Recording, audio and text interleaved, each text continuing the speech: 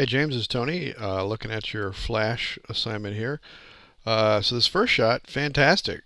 This is exactly the kind of thing, to be able to mix the ambient light and then with the flash. So you can see right here the perfect with the headlights and taillights of this car, and then you've also got the flash lighting up the the fence here, and also um, the grass right there, and then a little bit on the car itself. But then that exposure being about a second long really reveals all these headlights and taillights kinds of things. So that worked out great for that mixing the flash and the ambient light.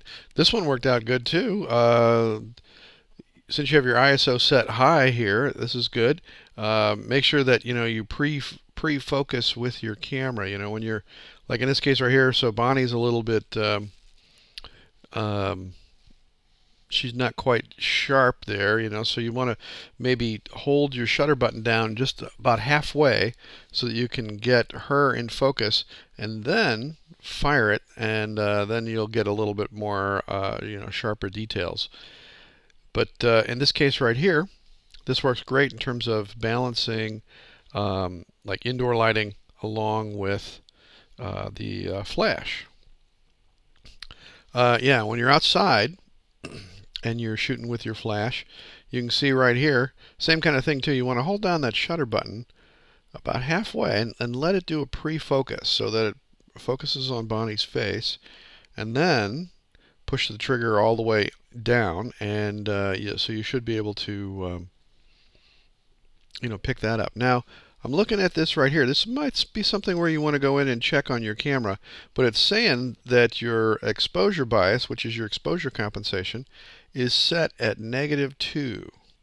So what you want to do is you want to look in your book about exposure compensation, and you want to see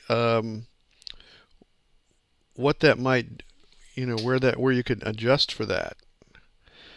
Because if it's at -2, your pictures are probably coming out consistently dark. Let's see if they're, oh yeah, okay, so like in this one right here, this is also -2.